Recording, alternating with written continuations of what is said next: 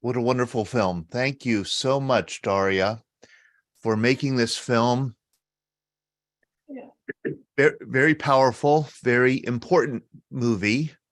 I feel like we're now in a Zoom room with 7 great giants with us, real heroes, and I don't use the term lightly. We have 7 members here of Lioness on with us with Zoom, and we also have Daria Sommers. Sean Hall, if you want to start the stream on YouTube and Facebook, it's safe to do so now. Thank you very much. Daria, I thought I'd start with you. I have a lot of questions. I have a lot of notes that I jotted down here, and I certainly don't want to hog the question time. And I want to invite people, anybody who has a question for our 7 guests, our 7 soldiers we have on, plus Daria Sommers filmmakers, please do feel free to raise your hand like this, or raise your hand the Zoom way, or to put a comment here in the chat. We have just seen a wonderful film, a 2008 documentary called Lioness, which is about traces the experiences of several women who served on what would become the female engagement teams, the first kind of ad hoc female engagement team created in 2003 in Iraq, and have gone on to serve in Iraq and Afghanistan. We have filmmaker Daria Sommers with us, and 7 members of Lioness. Daria, how are you?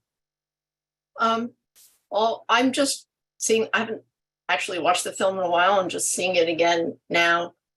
I just feel like I just want to thank the women who trusted us and participated with me and my colleague, McLagan, when we were like, hey, out of the blue, they didn't know us from Adam.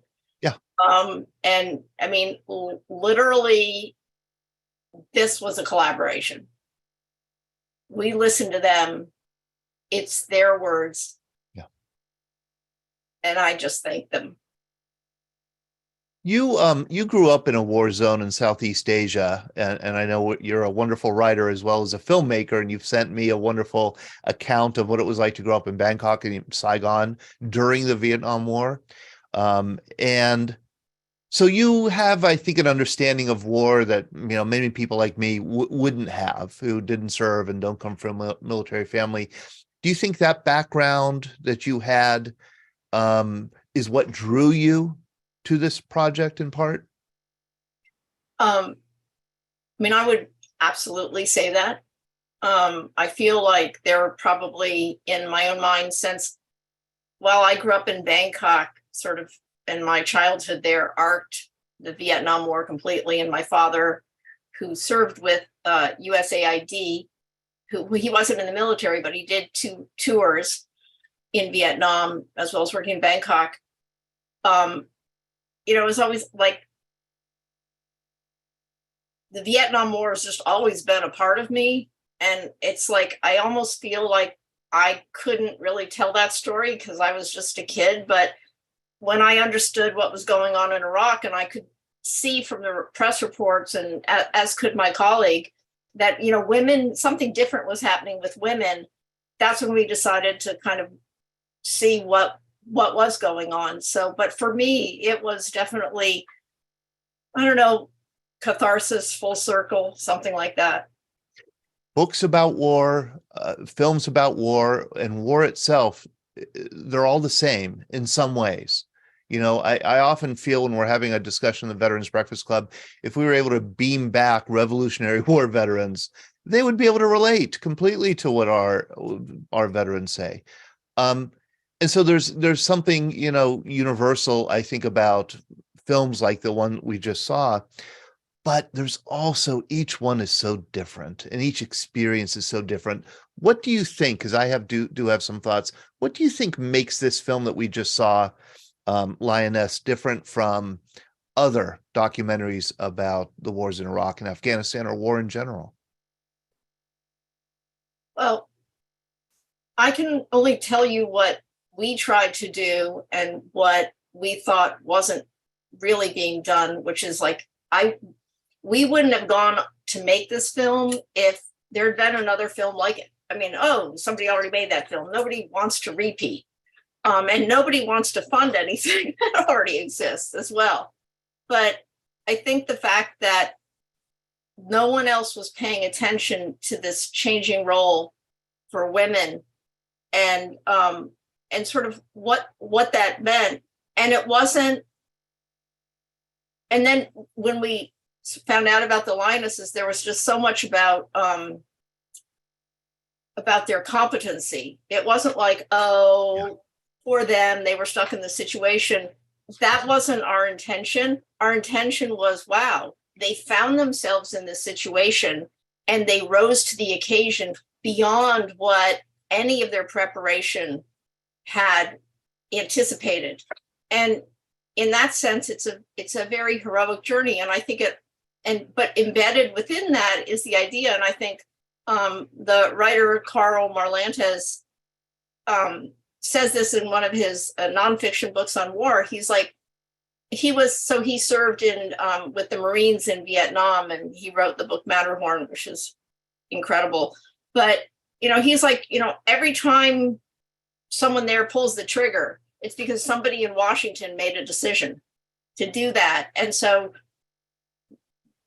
Washington, people who are making those decisions, try to really make sure you're making the right decisions with full information. And this is one little instance where Colonel Cabry said it, and early on, they hadn't anticipated, oh, they might need women in this way. Colonel Kennedy with the Marines hadn't anticipated this. So I think that's what felt like there was kind of an imperative to tell this story. It was worthy. Kind of unbelievable that the need for such a unit was not anticipated. I'd love to go to Shannon, and again, I invite people to ask questions, Kimberly here has put a comment that I'll be reading shortly. Shannon, if you want to unmute yourself, I guess I do want to ask you, kind of come back to what I asked you before we started screening the program. You're kind of the centerpiece of this film, and although it's not about you, we understand that, but you represent a lot of other people, a lot of other women in this film. And this film was shot 15 years ago. How has the trauma of war evolved or grown in you? How have you changed over the past 15 years since this film was shown? Well, I think it's important, this documentary was shot right after we returned. I mean, I hadn't been home very long. I struggled with my own issues. I actually tried to commit suicide. So it was very important to me, because when I went to the VA for the first time to open up to somebody and explain to a therapist, he literally called me a liar. And he said, females are not in frontline combat. And I almost kind of got thrown out of his office. Well, then I went home and attempted suicide. So I made it my personal mission to make sure that no female gets left behind again, because that was it was in its infancy. Nobody knew about females in frontline combat other than the Army Times and the Navy Times and Air Force Times and Marine Times paper that came out. They were still trying to keep a lid on it. So it was just important for me to get the word out there. I've done a lot of work on myself. I stay in therapy. I do group therapy too. And I just think it's important. I've learned that telling my story helps other folks. So I just want to continue with that mission. And I would emphasize too, it helps not just other women, I have to say, Shannon, it helps people like me. I mean, it truly does help people like me understand the trauma of war better, and what people like you have experienced. I mean, you're educating and you're inspiring people like me to kind of grow beyond our everyday experience. And this film does that. It really does. That wonderful, well, okay, I'm gonna ask Anastasia, and let's see who else, Kimberly, to unmute themselves. And also, Patricia, and if you could, Kate, okay, I see you. You're unmuted. Thank you so much, Kate, for joining us. What's your feelings about this? What's your response, I guess, to this film 15 years after it was released? Well, in the beginning, we screened the film a handful of times, and it was very raw because we had just returned. I had not watched it probably in a long, 7 or 8 years until today. So we were young. We were very young. I'm not sure you would get, I'm not sure Daria and Meg would get the same responses maybe from us when they question us now that we're older and wiser and have had time to decompress and reflect. So they got the story, they got the time, they got it. Certainly the film was kind of the forerunner of changing women's roles in the military. And what we did over there, was the spearhead of that, change and the evolution of women and what we could do. So I'm thankful for it. I'm thankful for the opportunity. One thing I always like to tell people at a screening was Meg and Daria invited us to New York City for a screening, the 5 of us. And we walked into the screening, it was just the 5 of us. And we watched the film and we were all looking at each other a little dumbfounded that it was like about us and the Lioness mission. Like we thought we were going to be part of a bigger story about Iraq. So we were so humbled by the fact that they took the mission on to create the film and have it about the Lioness mission and about the group of women. So we were very humbled, but just almost speechless after that first screening, because we just had no idea what we were really being a part of. If Daria were to, reshoot the film and make it today, how would you have answered some of these questions differently? How has the wisdom, I guess, of time? Well, so I think for me, I was really nervous about what we could say and what we couldn't say. I think Shannon was probably the most candid and forthcoming about everything. I kept really good journals while we were deployed, and I kept journals of my day-to-day operations over there. So, I can tell people exactly what we did, when, and with who. And at the time, I was very reluctant to share some of that information because we still weren't authorized to be doing it. And there were still a lot of people in leadership positions in the Army and in the military that were not supportive of that evolution at that particular moment. And, we didn't have women coming home in caskets yet.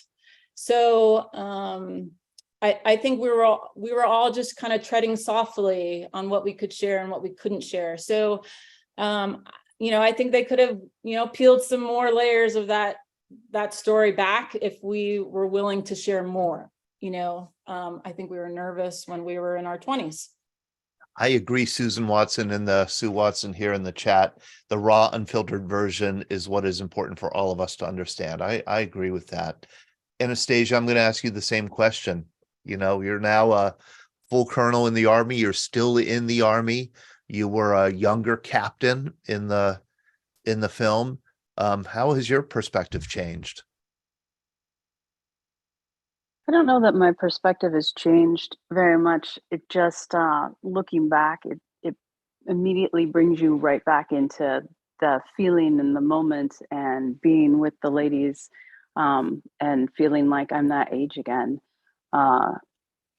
Because I'm still serving, a lot of times when I am asked to do things, I have to check and make sure, am I authorized, and be careful that I'm still towing the party line and representing the Army as a whole. So I still have those considerations anytime I speak. You have to be a little bit guarded with what you say. But normally in my day-to-day, I don't think about that time because I'm just so busy. I have 2 children, 11-year-old and a 7-year-old. So I'm kind of in the thick of it all the time. My husband's in battalion command right now. So what's amazing is watching the film after not seeing it for, I don't know, probably 10 years, and being brought immediately back to that time and those emotions and the camaraderie with the ladies is, we have a chat going right now. It's quite entertaining.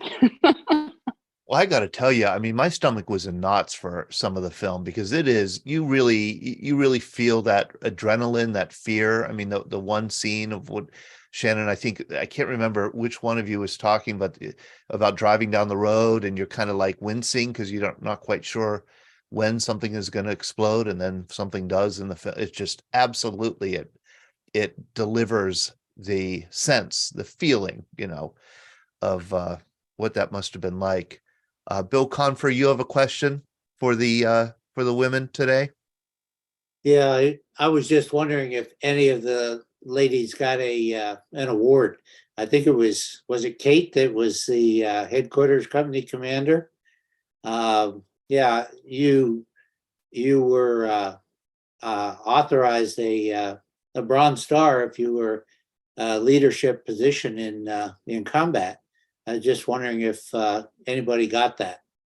Yeah, when we serve in a combat capacity, unless there was some type of a significant behavioral issue, all these women left with some type of a wartime service medal.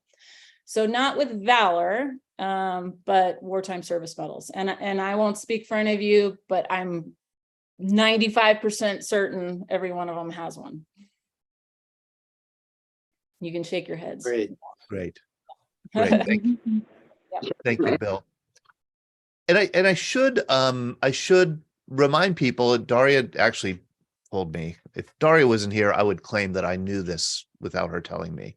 But because Daria's here, I have to admit that Daria is the one who told me that it was 10 years ago this year that women were first authorized to serve in combat. That the ban on women in combat was lifted. In other words, that was 5 years after this film was made, 10 years after these women saw action. So it was not, that it was not a quick response. It took a while. I'm going to see if Kathy Sylvia, another one of our pioneers, if I could unmute her. I'm looking through the Zoom. I know that she's been. Yeah, I've been on the road, but I raced home to catch this. Thanks, Todd. Thank you for coming, Kathy. And so Kate and Anastasia, I know you're my West Point sisters behind me. Thank you.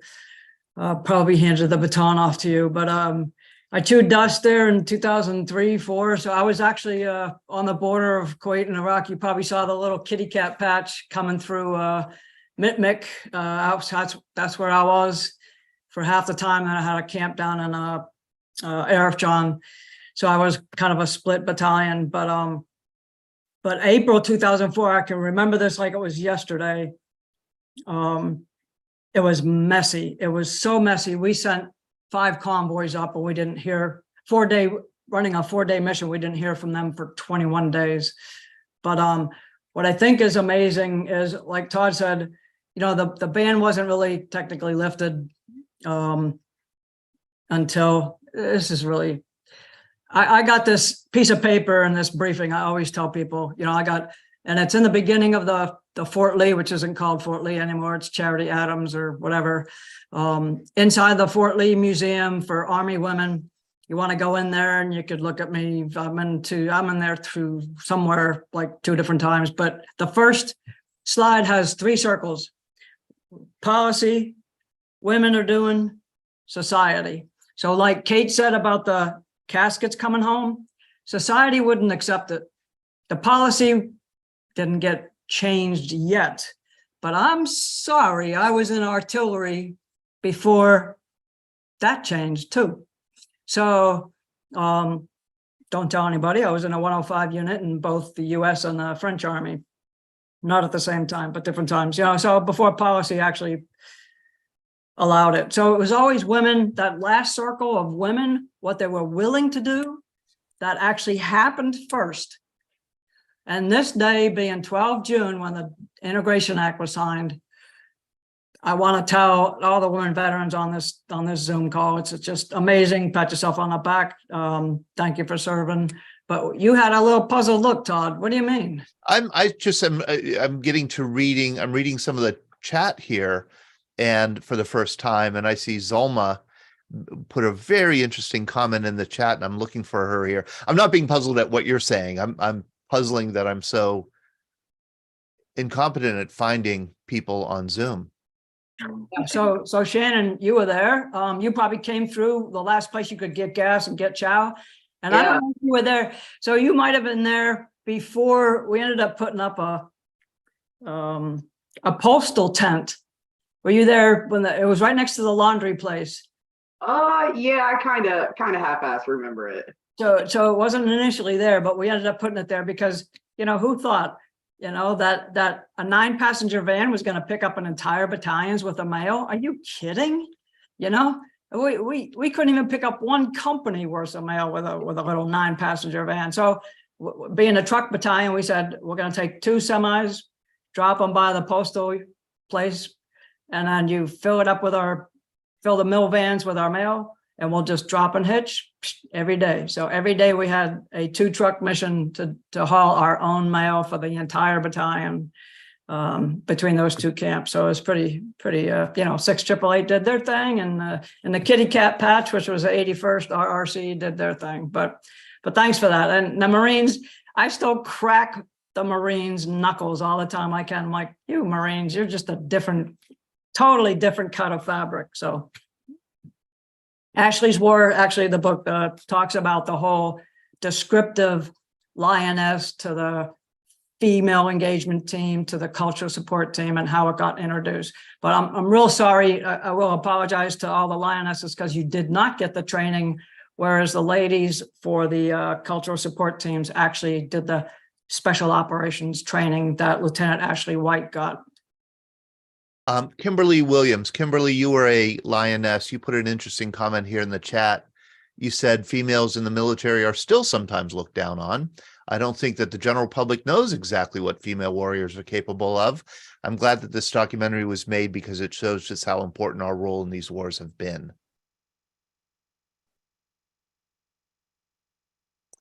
Kimberly, do you have anything to add to that? Oh, maybe your mic isn't working.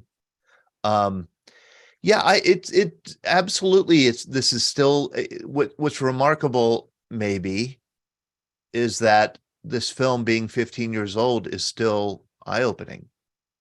That it still seems fresh and it still seems relevant, even though it was 15 years ago. This is not really history, right, Daria? Well, yeah, it does seem fresh, but just while everyone was talking, I just one of the things, and maybe this will sort of shed some light about what was going on in sort of in the military in Washington at the time when we were trying to make the film. We at that time, and people, unless you're a filmmaker or were with the news, it's not necessarily obvious, but they were just like, you want to go over to Iraq? You want to tell the story? Here, go. We'll set you up on this plane. It was, there was a period where every communications person at each fort would be like, you want to join this, unit that's being sent over there? Fine, no problem. We'll let you go. And there were a lot of films that, there was like a rush of films that came out, and people remember in the first couple of years, really, that were about the fighting and about everything. And when you compare that to Vietnam, right?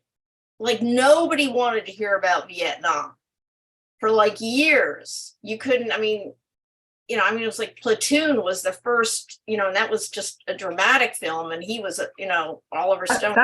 That's not true, Daria. We actually went, so I had a first sergeant who was a Vietnam vet and a sergeant major. We went to them, we pulled out the gun truck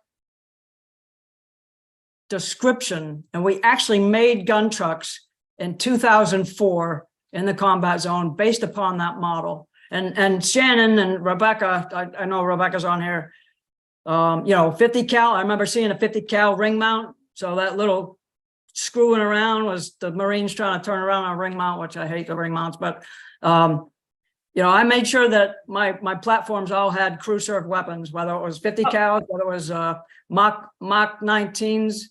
No, I think what I was just referring to, and I would not know anything about that, nor would I presume. I was just talking about films in terms of narratives or documentaries being made. And well, there may have been some, but it wasn't really in the public. It wasn't really such a big deal in the public sphere. But I do remember there was just, and I just will add this one comment, and then I'll leave it to others. But there was just a point, I think it was like 2005 or so, and I was just literally, I was coming out of the grocery store, my phone rang, and it was someone like the US Secretary of the Army, and they were getting a little nervous, and they were like, what, you know, how's that film come along? And you could see that they were trying to get a handle on, you know, what were we going to say? Because we had just really told them, well, we just want to show what women are doing, because everyone agreed that there were more women serving. And so that was my only point. Rebecca, how are you? You were in the film quite a bit also. That wonderful general, Brigadier General Wilma Vaught, Air Force General, she's now 93 years old. And she says just so well that, you know, one thing that you hear from veterans, and certainly we here at the Veterans Breakfast Club have heard it a lot, that you come home from war and you can't quite talk to other people about it because people aren't going to understand. I wrote down while I was watching the film, it's like the seven of you, the women here who were in Lioness, it's like you had a double bind where, yeah, you couldn't talk about it except with other people who were there, but you were also in this unique situation that you were women not officially supposed to be in combat, so you're kind of like double outsiders, you know what I mean? And well, Rebecca, was that a sense, like, who could you talk to about what you had experienced when you came home? Okay, so you're right, we were double whammy. When we came home, we couldn't talk to everybody about it. We were frowned upon. When we would talk to counselors, we would talk to other veterans, they would frown upon us, talking about, you women, you were not combat arms, you were support MOSs, you were not on the front lines. Well, that is total BS. We were out there. We know what we did. We have the proof. We have the scars. And not only do we have the scars, we were out there, we had the proof. But so does the film identify we were out there? We have, you know, numerous press that were out there with us, you know, trailing us. I had one time that I went for a mental health evaluation, and the psychiatrist told me flat out of my face, you're a female, you're a support MOS. What do you know about combat? I know more than what you do. Sir, you never been to a combat zone. So yeah. So we would talk amongst each other. I mean, just even though we've all went our ways, we was over years we've kept in touch with each other through email, text message, social media, and we will talk about, you know, what was going on in our lives, talk about, you know, our mental health. We will talk to our family members, our spouses. All of us had spouses that have been deployed or and understood the military lifestyle. So, you know, they were able to understand what we were going through. Rebecca, that beautiful baby in the film is probably 16 years old now. That wonderful She daughter. just turned 17 in February. Okay, just turned 17. So next year. And she's right here next to me, actually. All right. Hello. Good to see you. Boy, were you a cute baby. If your daughter came to you next year after, and said, Mom, I want to join the Army, what would you say? Actually, we've had the conversation already numerous times, and my husband and I support her 100%. She's actually looking to go to NC State for the veterinary program. And then, but either she goes to NC State or she goes into the Army. Either way, we support her 100%. We love her regardless. And Rebecca, it's like if she does go into the Army, my understanding is, and I want to see if it's yours, is it a very different Army than the one you joined? That is correct.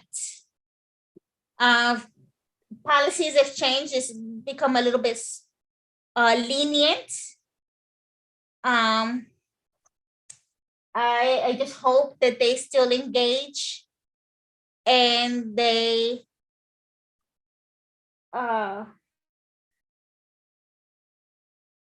give full training.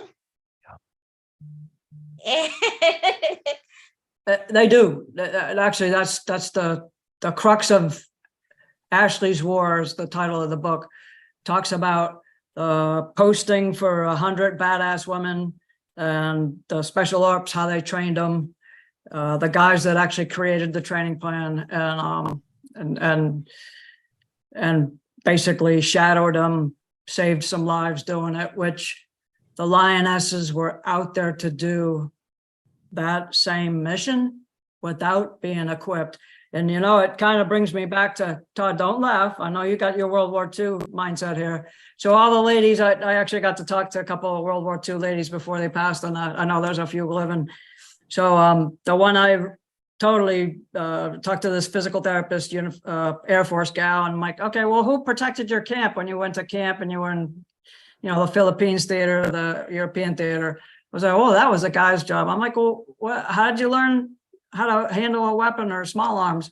Oh, we never had small arms training. It wasn't until 1975 that women had mandatory small arms training. And don't you know, a year later, I'm on the rifle range trying to figure out how to do that.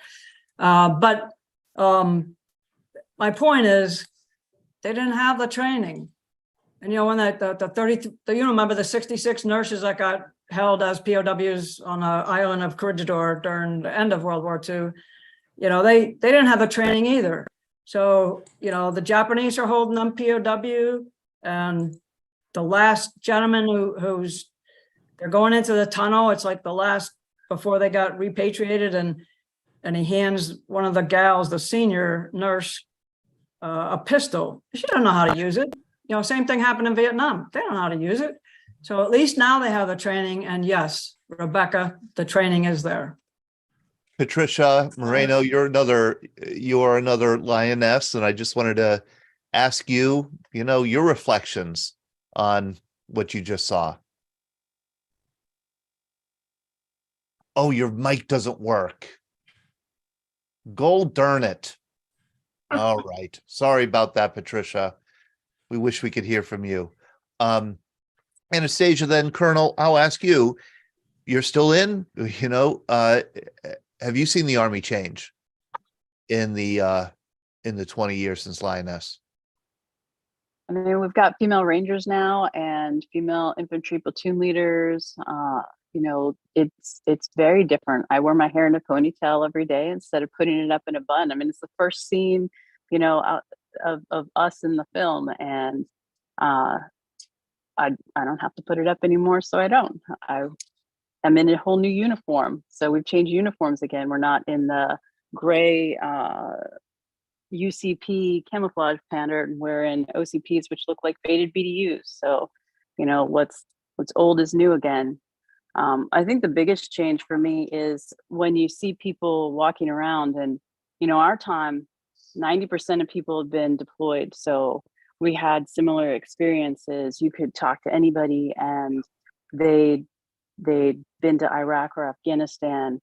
And now we're forgive the term, graybeards. I mean, people come and I have a combat patch, and most of the captains and younger don't have any combat patches. They haven't been anywhere, haven't seen anything. And so, the way we used to look at Grenada and Panama and Desert Storm veterans is how they're starting to see us, and it's a very weird dynamic. Yeah, yeah, it's weird to get to the point where you're the grizzled veteran again, not to, use that, forgive the term. I just have to take a one little moment to say, if all of you could look at Selena Kanowitz, she has a beautiful bird holding in her right hand. At first I thought, does she have a puppet? But that's a real bird. It's a beautiful, wonderful bird. Okay. Let's say, Shannon, what advice would you give Rebecca's daughter if Rebecca's daughter was going to join the army?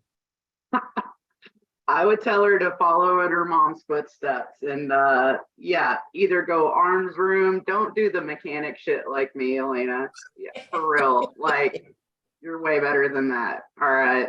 Or at least 88 mic it. I'm gonna say that would suit you well, young lady. That's good. And what are you doing now, Shannon? How do you spend your days? Well, I just spend my days trying to merely exist every day. I'm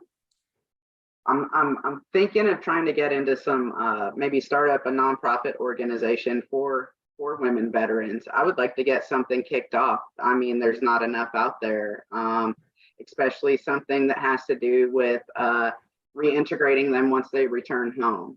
It's a key component that's still overlooked every day. Do you think the process of reintegrating, and by the way, Selena says my parrot is 40 years old. Talk about a grizzled veteran, a graybeard. Wonderful thing. What a beautiful animal. First of all, I think there are probably plenty of women on tonight and men who would, love to work with you to get something like that started. So please do feel free to stay in touch or contact me, or, you have your network here. But how do you think the process of reintegration is different for women than for men?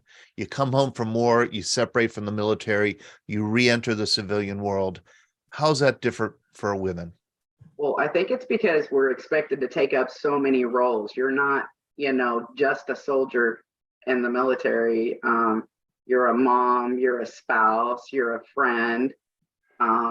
We hold down a lot of roles, and reintegrating to keep up with our male components can be somewhat tricky at the least. Because of the other social obligations. Absolutely. Absolutely. You don't have time to even take a breath and even focus on what just transpired. You're right back into it. No time to wait. No time. Yeah.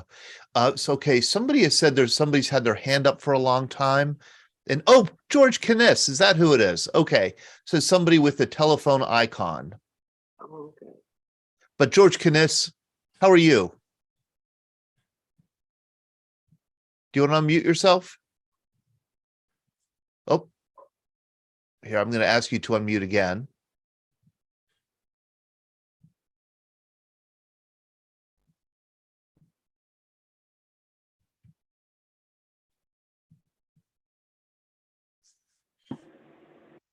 Henry Shepke says that parrot is more than twice my age. Here we go. There we go. Hey, George. Yeah. Hey, George Kniss, how are you? Okay, I'm doing this on an iPhone, a big one, but Okay. Anyway, I was so touched by this. I have a German wife who listened to her father who came back from the Russian front, and I raised two daughters. Yeah. One in her 40s, one in her 50s now, and I identify with women who, some of them want to go into combat, some do not and would never want to. So I have two questions. Todd, I'm going to surprise you that they're going to be brief and to the point. That's right, Lieutenant. That's what we call them sometimes. Anyway, number one, any of you want to respond? How tolerant would you be of this nation and the military deciding to go with a universal draft system again? Number one. Good question, George. Very good. Number two, when I've followed this for years because of my daughters, both that they make their own decision, but that they don't get forced into something. But I give it to the country and the military that they've undergone some changes, but too slow. But the second question is, I see all this chest beating by the male military about women getting into high command positions. When do you think that those high command women are going to have a real effect on the military, and not just peripheral stuff and not just penny ante movement of empowering women to really compete in the military culture? That's my two questions, Sheila. I kept it sweet. I'm listening. Thank you. Okay. I think I followed the first question very clearly. The draft, should we bring it back? What would their response be if the nation were moving in that direction? Okay, what would your response be if the nation were moving in the direction of bringing back the draft? I would be 110% for it. I mean, we don't want to blur any lines really between our male counterparts. So if you guys get drafted, hell yes, bring us too. Love it. Okay. That's good. Interesting. I'm just happy I'm too old. Kate, what do you think? So why does he say interesting? Okay, I'm being kind in a way because I suffered through the draft and I saw guys suffer through it to be used like meat in Vietnam. I'll be frank, okay? And I wouldn't want to see it universally applied to both genders. That's my opinion. I saw it, I lived it. I understand the equality that you want to be treated that way, but you should allow citizens, all of them, individually of both genders, to decide if they want to serve for the defense of the nation or not. Well, George, that's a different issue. I mean, the issue is if we're going to have a draft, we have two issues. Should we have a draft or not? Yeah. And the other issue is, if we do have a draft, should men and women be equally eligible? It's a 2-3 stage, really. Right. Go ahead. Right. I want to hear absolutely multiple stages, but I was just questioning kind of why he was contemplating the question of should we have a draft and should it be, multi-generic? I'm not saying that we should, or I've seen the movement numerous times over the last 40 years that certain elements in our government want to move to that, thinking it is a grand solution. It brings equality. Everybody gets a chance to serve. That was the mistake of Vietnam, and it should not be repeated. My opinion, but I want to hear the female opinions. I want to hear them because you guys served in combat. I didn't. I was in Vietnam, but I did not pull a trigger. I only pulled guard duty, for goddamn. I took pictures and I worked in intelligence and reconnaissance. But I respect you women so highly to have served in combat and are breaking the shield of the male dominance of that area. And if you want to do it, you should be allowed to do it, but not forced. That's my opinion. Sorry. George Kniss is a man with strong opinions, strongly held, as you can see. Right. We should have a bearded discussion, but I think it's an important, and it is relevant. But the second part of the second question was, when do you think women who are now been entreed into high command in all branches of the military are going to have a real effect and not just the way you get patronized? Do you understand what I'm saying? Yes. Colonel, Okay. let's go to the top of the rank here. Yep, Colonel, yep. Let's hear it from all opinions, please. let's go with you first. When I was in battalion command a couple of years ago, there were 4 battalion commanders in 35th Signal Brigade. 3 of us were female. My top 5, Sergeant Major, XO, S3 Sergeant Major, and S3, 3 of us were female. My boss right now is a Brigadier General, G6 in FORCECOM headquarters. So, it's a matter of women continuing to serve. We're not 50%, so it's not like we're going to have 50% of leadership positions. But now that the combat arms are open to us, we'll have more opportunities. As we get more women serving, then I think we'll see more significant change. Okay, do you feel that you are truly represented at the highest levels of the command structure? I mean, I see it kind of superficially with the military media and everything like that. But I want to know if you feel, as a professional military woman, that it will come down sooner than later and not be put off. That you have a direct voice in the highest of the commands. I'm sorry to interrupt you. I think change is slow, but 8th Army right now has its first female chief of staff who is not a combat arms officer in a combat arms position. So she is the chief of staff for 8th Army. She was picked by the current serving 3-star who is male. We have advocates. He was my boss, and he's amazing. We have General Richardson in Southcom right now. So she's 4-star commander in a COCOM. And you're feeling the effect? You're feeling the real effect of... I don't know. I mean, we have ponytails and the guys don't have beards. There are definitely things that are happening. Yeah, okay. That's that are real. Advancing. Hey, Okay. But it is. There are things that are important to us, and the George, change that is happening that is meaningful. It is us getting uniforms that are cut to fit us. Yeah. It's little things, but it is happening. Our gear is changing.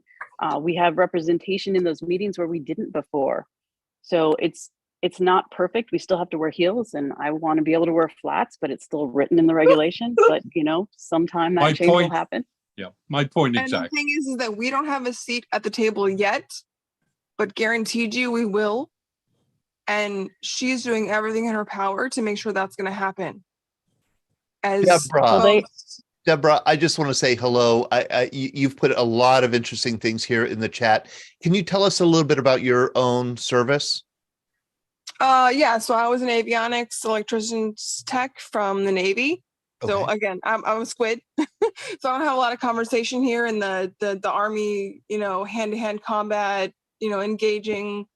But my service supports just as well as everybody else's. And when he engages in a conversation to say, do you ever think you're going to get to the table? I 100% do, because I think that the engagement is there and the openness for what the Lionesses have done for us to prove that our value is worthy makes sense. And it just takes a little bit of time. It takes some organizational cultural change to make that happen. And we're all here for it.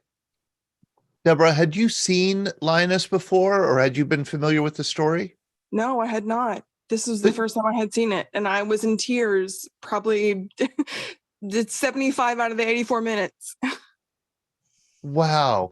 Well, I wasn't because I turned my camera off when that happened. So, but yeah, I just love how, you've responded to this and kind of identify with the women and your generous offer to help and, be a part of the change that they represent. Yeah, these are genuine enlisted women who are engaged in our national security, who want to bring about change and do it ethically and above board and honestly. And we should all be on board with them. Selena, tell me about your service. Your Air Force? Air Force. I was in charge NCOIC of the radiology department, mostly reserves, but our unit was activated for Desert Storm. It was a short war, but we had 350 members go over to Oman. I was stateside, but we had people in North Carolina, Germany, Spain, all over the place. We didn't see combat, but we saw the result of it coming home. And thank God, no one in our unit was damaged. We were very fortunate. What were your thoughts on watching this movie? It was some of it was heartbreaking, but these women are so tough. You ladies are amazing. I guess, you know, when you're in the situation, you just do what you have to do and put everything else aside and just keep pushing and do what you can do and get the heck out of there unscathed if possible. Right. I was very impressed. Very impressed. So was I. Patricia, you're back with a microphone, maybe. Hello, Hey, how are you? I'm doing good, sir. Hey, well, I love the sir. Love the sir. Well, why don't you, if you could just let us know what you thought of, watching this movie. I don't know last time you had seen it. Well, actually, about maybe a month ago that we started a chat conversation with the rest of the Team Lioness. I went back and looked at the video. I usually watch it like maybe every year. I watch it one time. It just brings a lot of memories, good and bad. But I think it just bring me closer to the rest of my sisters. I'm not on the documentary, but I was part of a Team Lioness. So it just brings a lot of memories. And the documentary actually is one of the reasons why many of the changes have happened within the women in the military.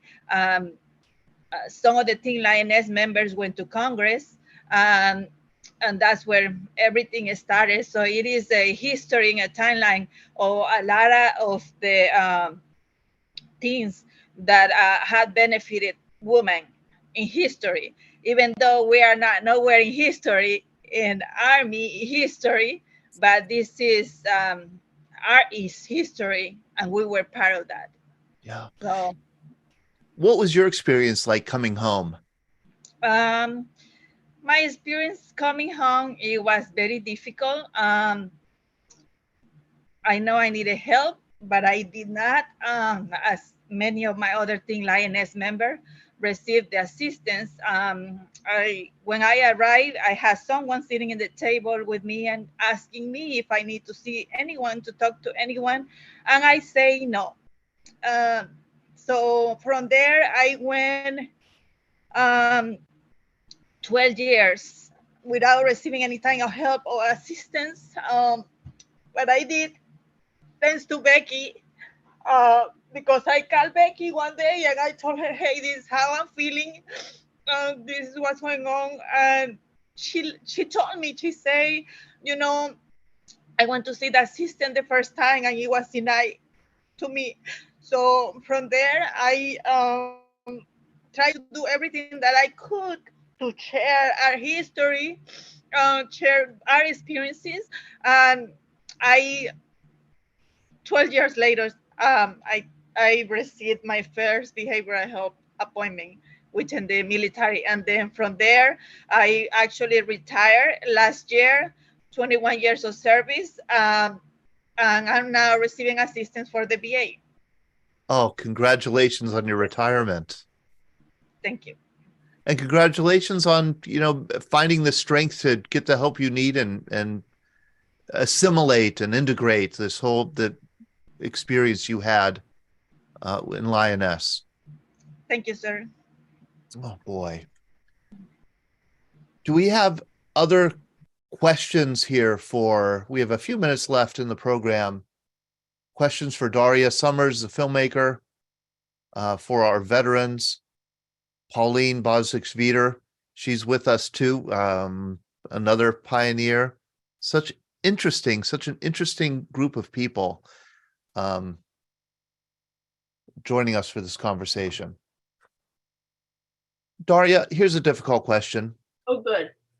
Yeah, you're gonna hate me for this. Okay. How did making the film change you?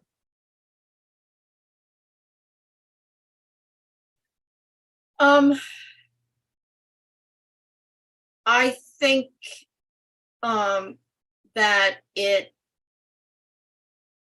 really, even though I grew up overseas and my father worked for the State Department and all of that, and that was part of it. There was something about seeing the world through their eyes, seeing this experience through their eyes. And I mean, I was very, you know, it meant something to me, like it affected me when the Iraq War started. And I'm not saying good, bad, yes, no, or anything. I'm just saying it was war and it affected, you know, I couldn't stop thinking about it. And so being able to see it through these women's eyes, and not just any story, but these 5 women and their courage, their perseverance, the way they handled it, the way they interacted with us, I feel like I'm a much better and richer person for having had the experience making this film, and knowing them for the time that we did. When you're a filmmaker, it's not like, you know, your subjects become your best friends and you go out and you know, but we did have a professional connection, and we felt, Meg and I both felt a great responsibility to them. But, you know, in return, like I just grew a lot as a human being, and I can't thank them enough. Daria, this will sound really corny, but I think like a really, really good film, like just the one that we saw in the conversation that we're having, I feel like just watching it and talking about it, you feel like you grow as a human being, which is what good art does. You know, it helps people grow. Gary. Yes, I have a quick question, and it's not a hard question. Why don't the women join other organizations? Because we do not find them joining, let's say, the Legion, whether it be the JWV, etc., and, you know, on and on. Oh, I'm a part of the American Legion and No, not you, but many women don't come forward. It's just like today, the same thing. I went ahead and sent out 2 weeks ago about what this day meant. And half the country, I would say half the veterans, don't even know. And I sent it out numerous times, and still I heard crickets. Oh, and there's worse than that. Not taken seriously. And Gary, I'm just asking that question because okay, we sent over 200 emails out, way over that, and the response was, I joke about it, I'm deaf, partially deaf, and it was deafening. And I feel this is something, like I said, we're brothers and sisters, and the women in the military, we tried pushing here in New York, and we were able to get it out there, but it's the women they did leave the women behind. I have to admit that, but I was fighting to get them out here, and we did it. We finally did it, but it's kind of hard for the women to help us, even though we put it out here. The women in the military are not coming forward. I only had one, and unfortunately, she was a youngster, was 104 years, and that's it. She just passed away. Then what type of events are you having? Excuse me? I said, what type of events are you having to engage the women? It doesn't matter. All our organizations here I've been to, it's just like I went to the Legion the other night, and they had a lot of women there, but only one veteran was there. One. Out of, let's say, the American Legion, they have maybe 2 women or 3, and that's it. That's only part. And the Jewish war veterans. That's the point of this conversation, is to engage in how to engage the women. What types of events do we want? What types of events are we engaged in? What types of events are going to make us feel connected to other women veterans? And I would ask the other women on this call to just be open and honest and transparent and say, hey, this is what I want from you guys. And here's another thing I do not see out there. I'll be honest. There's many women veterans out there. A woman, all right, wears something to show that she's a veteran. A guy would wear his hat. And if I see someone with another hat, I'll say something to him or try and help them. But a woman, I'd say 90% of the time, they won't wear, I'm just saying, they won't wear a hat. But You ladies doesn't need to be a start bush wearing hats. right, or Gosh, something damn. to identify you that we could work with you. That's No, Gary, I get it. Oh, believe Oh. me. Oh, yeah. I mean, yeah, it's absolutely true. There isn't that self-identifying, regalia that a lot of male veterans wear. So I it's just want to insert one quick thing because I have this conversation because I support a couple different veteran unit organizations. It's as easy as time. Like a lot of us transitioned out and we're moms and we have jobs. And so hanging out like in the middle of a week for a reunion for a unit during the school year just doesn't work when we're in our 30s or 40s. But I think you're going to see women gravitate back to some of these organizations as we do get older and we have more time on our plates to do things. Because I didn't do any of that until I just retired recently. So I think it really is that simple in some cases to get women back into some of these reunions and veteran organizations when they have more time. So is it a matter of engaging them like while they have children and incorporating that family lifestyle into, hey, you're a mom veteran, but you're still important to us. I think that might be a idea for us to, I don't know, extrapolate on. Nancy, how are you? Oh, hi, I'm fine. This is unrelated to that conversation, but I wanted to tell Shannon that I have a friend here who was in Iraq, a woman, and Army, attached to the Marines for I don't know how long. She told me the exact same story you told me, where she wasn't tapped and she was left. She turned around, she was left, and she was horrified. I can't wait to tell her your reaction. Oh yeah, absolutely. Well, I hope she kicked him in the nuts too. I mean, listen, that was the best thing I had to go for, I mean, right for the jewels. You went for my jewels, so why not? I bet they tapped you the next time you went out. Oh yeah, they didn't just they wrote a whole note card and everything. Yeah, you bet. Yeah, they didn't do that again. That was a big no-no, and they knew it. Just wanted to share that. Thank you, and thank her for her service, please. I will. Ruiz. Thank you. So let me answer the question that's out there of why women do not join the American Legion, the VFW, or whatever. Sorry, I'm not going to wear a hat unless it's raining. Then I've seen you wear a hat. I've seen you wear a hat. And I have my, I will wear my hat, my gardening hat, which is my Iraqi freedom hat. The little, the boonie thing. Shannon's laughing at me. It makes a great gardening hat. Anyway, it sure does. And it's probably still in my car. I literally raced home to join up on this because I brought it to my event, my women veteran event. So if the guys would just ask a question, well, what event would the women like to have? Yoga? Yeah. How about birthday parties? I don't know. I have my last VFW lodge. I'm a lifetime VFW member. So my last VFW lodge, we actually had Sunday morning breakfast, coffee, and this Vietnam guy, he was an awesome chef. He put some pancakes together and scrambled eggs and bacon. So I can still smell the bacon going in my nose. But it's just, and they have to be kid friendly. I mean, you saw the kids on here, and talk to them, support them.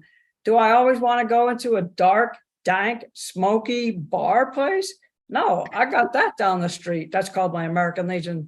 I am not going there. And the other reason, when I went to my American Legion with my gardening hat, boonie hat, the post commander sends me over to the auxiliary. Like I couldn't possibly be a veteran. Right. Yeah. Paul, and then Selena. Okay, thank you. Vietnam here, former veterans counselor, retired high school teacher, and thank you for those of you who discussed the frustration of not being believed by the professionals at the VA. Don't give up. Become an aggressive consumer. and document what's going on. And if need be, move over to a counselor at the vet centers. Vet centers have really improved, they've evolved, and there's some very dedicated, highly skilled counselors there. Also, if you get pushed up against the wall and you apply for a disability or an increase in your rating and it gets turned down, well, first of all, expect that. That's just the business. But go back and find out how to reword things, get your letters differently, and if need be, and I did this, I went to my congressman and we fought it through the congressman's Veterans Affairs person, and we won. Actually got, and this is as far as the VA is probably going to offer a letter of apology, they sent me a letter of explanation as to why it was turned down the first time, and it basically said, we screwed up. We screwed up. Yeah. Thank you, Paul. Selena. A few things. One is that, Gary, I did respond to your email. That's why I'm here tonight. So thank you for that. It's been a great experience with everyone. 200. 1 out of 100. 200. We do have a 99-year-old female Navy World War II veteran who came up with the female, sorry, Remington, I just smacked my parrot in the head by mistake. Sorry. She walks around with the service cap that says World War II Navy female veteran. And she advertises it. She has been, if you've seen the 80th anniversary of the Battleship New Jersey, she was one of the medal recipients. And she will say in a minute, female veterans are here and they have to open their mouths and speak up as females. Aside from all of that, I have worn my t-shirt that says U.S. Air Force, and people will come up to me and say, did your husband serve? So I ask them, who's wearing the t-shirt? That's why I have the t-shirt. I served. So even if you're wearing the attire, it doesn't necessarily mean that they've come to, the realization that we females, yes, we do serve. And finally, Gary knows that we were just on the trip with the Allied mission to Israel with the Jewish war veterans. Every single men and women, all of the men and women serve. The women have a 2-year commitment. The men have a 3-year commitment. What they do beyond that is totally their choice. My feeling in this country is that I think that every person who graduates high school should at least go through basic training because it directs them, it puts them on a path, and it gives them discipline. It's what we need in this country. Thank you, Selena. We're over time, but we have Michael Watton. You're going to be the last question or the last statement, Michael. How are you? My mother was a WAC veteran. She served in World War II. And afterwards, she got together with some of the girls that she knew and some new ones who were now civilians. They formed a WAC veterans group that was just their own people. And if the ladies are don't feel welcome in the men's groups or the groups that normally cater to men, there's nothing to stop you from making your own groups, like my mother did. She was a WAC vet. And again, Shannon Morgan is interested in launching a nonprofit to help women integrate. She just shared her email here in the chat, and I can help you share that further with our network, Shannon, if you would like. Absolutely. I cannot thank all of you enough for joining us tonight. What a wonderful way to spend Women's Veterans Day. You really just enriched the day and enriched my understanding of the experience of war, the experience of military service, and then specifically the experience of being a woman in the armed forces. So thank you so much for that. I do want to invite all of you to join the Veterans Breakfast Club anytime. We love to have lots of different people from lots of different backgrounds joining us to share the stories. We could even have, Selena, what's your parrot's name again? Herman? Remington. Remington, I'm sure, has some good stories to share. We love to have, seriously, all of you, because this was a registered event. I do have your contact information. You're going to get an email from us on every Monday. It has our schedule and some other stuff in it. You could unsubscribe if you don't want to be hassled with more emails. But if you're willing to join us, we'd love to have you come. We do this every Monday night. It's always something new. Next Monday, it's Elvis in the Army. And we're talking with people who knew Elvis when he served in Germany in 1959, 1960. And so it will be a wonderful conversation and a fascinating one. Thank you so much, all of you, for joining us. Take care. Daria, Sommers, thank you for putting this together for us. God. Thank you so all. much. And thank you, everyone, for showing up and participating. Good night. And it's so good to see the Lioness women again. oh, how terrific. It's just, I feel honored to be in the room. In a while, so. All right. See you, Remington. Have a good night. Rest of you. We love you, Daria. Good Love night. you. Love you, girls. Love you, girls. Nah.